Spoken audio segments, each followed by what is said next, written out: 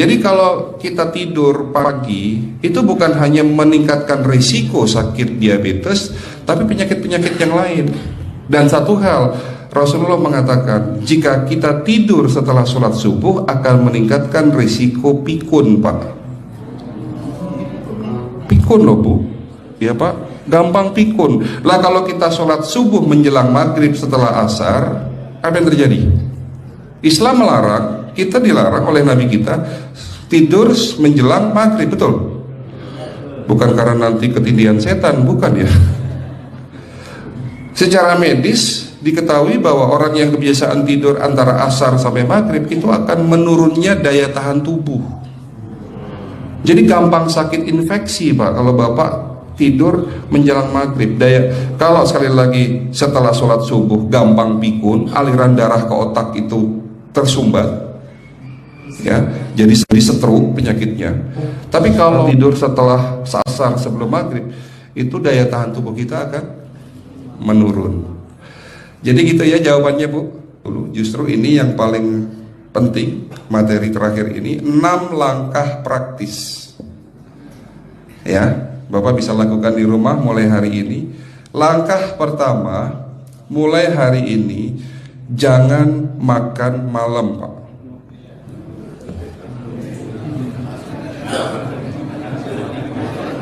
Ya,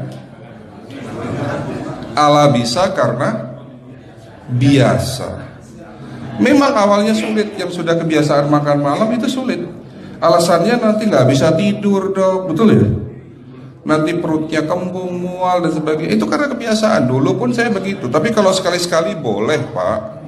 Misalnya diundang hajatan gitu, tetangga ada yang kawinan, hajatan, ya enggak apa-apa, menghargai itu makan malam. Tapi sekali-sekali itu. Tapi kalau tiap hari ini yang enggak boleh, betul ya, Pak? Jangan makan berlebihan dan jangan makan malam. Makan sate boleh nggak, Pak? Boleh, siapa bilang nggak boleh? Sate itu, Bapak tahu daging kambing. Daging kambing, daging domba adalah makanan sehat, tidak berkolesterol. Yang kolesterol itu lemaknya, Pak. Tapi kalau Bapak makan daging murni, dagingnya tok, ya sehat, Pak. Yang nggak boleh itu santannya. Jadi makan gulai itu jangan, kalau gulai, sate aja udah. Ya, ataupun dibuat apalah, dibuat empal. Ya. Oke, itu yang pertama. Yang kedua, tolong catat. Jangan tidur larut malam, Pak. Batasan tidur jam berapa, Pak? Jam 11 paling telat. Harus sudah tidur. Kenapa?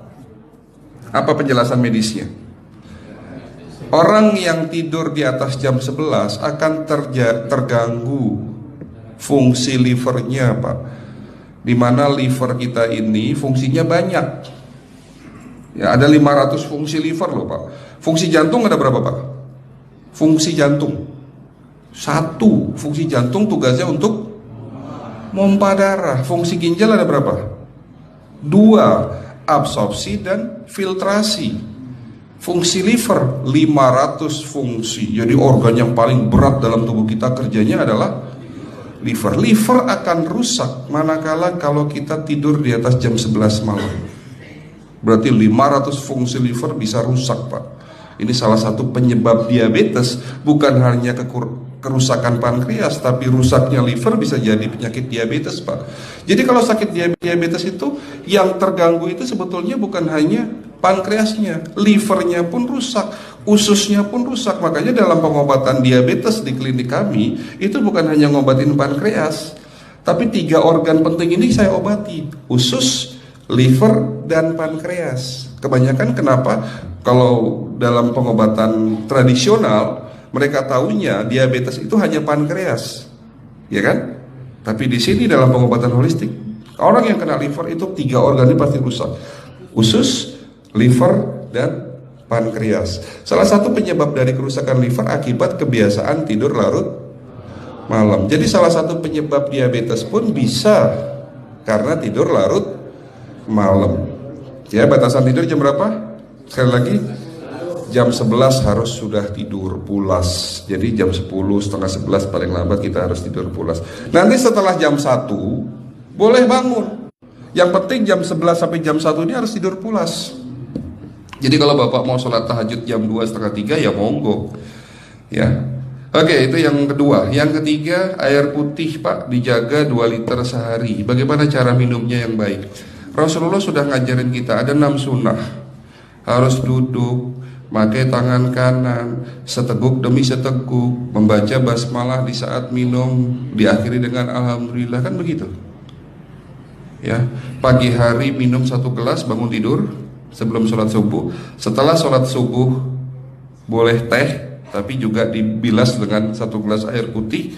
Sebelum mandi nanti Pak, minum air hangat. Kalau Bapak mandinya pakai air dingin boleh, tapi sebelum mandi minum air hangat, biar tubuh kita ini jangan terlalu dingin di saat kita kena air dingin. Sampai maghrib pastikan 2 liter sudah masuk dalam tubuh kita. Malam mau tidur, tolong perhatikan Ibu ya, malam mau tidur jangan banyak-banyak minum. Nggak boleh minum malam itu segelas sampai 2 gelas mau tidur, cukup seteguk 2 teguk saja. Karena kalau sampai kita minum mau tidur 1 gelas besar, ginjalnya malah rusak Pak. Ya. Oke, itu yang ketiga. Yang keempat, puasa. Lakukan puasa secara rutin, insya Allah kita sehat. Nah, untuk penjelasan atau materi puasa, nanti bisa hubungin staf saya. Nanti di bulan Ramadan tahun ini, kalau memang masih ada slot 1 sampai hari ke-20, saya bisa mengisi manasik kesehatan yang berkaitan dengan manfaat puasa untuk kesehatan. Insya Allah kalau memang masih ada slot waktunya, karena kita di bulan Ramadan hanya 20 hari kita ngisi manasik. Ya, oke, itu yang keempat. Langkah keempat. Langkah 1, 2, 3, 4. Langkah kelima. Nah, sebelum saya menjawab yang kelima, saya ingin membacakan sebuah sabda Rasulullah. Rasulullah bersabda, di dalam tubuhmu ada segumpal daging. Jika segumpal daging itu sakit, akan sakitlah seluruh tubuhmu. Dan jika segumpal daging itu rusak, akan rusaklah seluruh tubuhmu. Apa itu segumpal daging? Segumpal daging itu adalah hati. Tapi ternyata yang dimaksud Rasulullah itu bukan liver Pak. Yang dimaksud Rasulullah adalah hati kita, roh kita, jiwa kita, perasaan kita. Kalau hati kita rusak, kita banyak penyakit hati, iri, dengki, sombong, takabur dan sebagainya. Penyakit fisik akan muncul dalam tubuh kita. Ya, tidak ada orang stres itu sehat, betul tidak Pak? Tidak ada orang yang suka marah-marah itu sehat, betul tidak? Bahkan Rasulullah mengajar senyum adalah ibadah. Senangkan orang lain, permudah urusan orang lain, insya Allah kita sehat. Ya, jadi itu langkah ke-5. Langkah 1 sampai langkah ke-5 sifatnya individual, Bapak bisa lakukan sendiri di rumah. Tapi langkah ke-6 ini butuh bantuan pihak dokter atau rumah sakit. Kira-kira langkah ke-6 apa Pak? Lakukan pemeriksaan sebelum sakit. Jadi periksa itu jangan nunggu sakit baru periksa. Jangan seperti kayak Bu Ustazah tadi, diajak periksa, jawabannya takut ketahuan penyakitnya. Setelah stroke baru datang ke klinik untuk minta diperiksa. Kalau sudah stroke susah nggak nyembuhinnya Pak? Kata kayak beliau nih, sudah 2 tahun tidak sembuh-sembuh karena sudah terlanjur stroke. Tapi kalau beliau melakukan general check up, mohon maaf ya Pak, kalau beliau melakukan general check up rutin, insya Allah tidak akan kena stroke, karena sebelum stroke sudah diobati dulu. Karena stroke ini bisa kita lihat dalam scanning dengan alat yang saya punya, insya Allah kelihatan ini. Oh ini sudah mulai ada tanda-tanda mau penyumbatan, buru-buru diobati. Memang takut Pak, tapi pesan saya jangan takut. Ya, lakukan pemeriksaan supaya kita tahu, supaya kita kenal. Gitu ya Pak. Jadi kira-kira di jemaah ini ada enggak yang mau saya ajak periksa kita semua? Pesan terakhir dari saya, lakukan pemeriksaan sebelum terlambat. Ini pesan saya dan pesan seluruh dokter di dunia sebetulnya. Lakukan pemeriksaan sebelum terlambat. Ya, karena dengan kita melakukan pemeriksaan kita akan kenal tubuh kita. Kalau sudah kenal kita akan sayang sama tubuh kita. Betul Pak? Ada pepatah mengatakan tidak kenal tidak sayang. Cukup sekian dari saya. Mohon maaf kalau penyampaian kami kurang baik.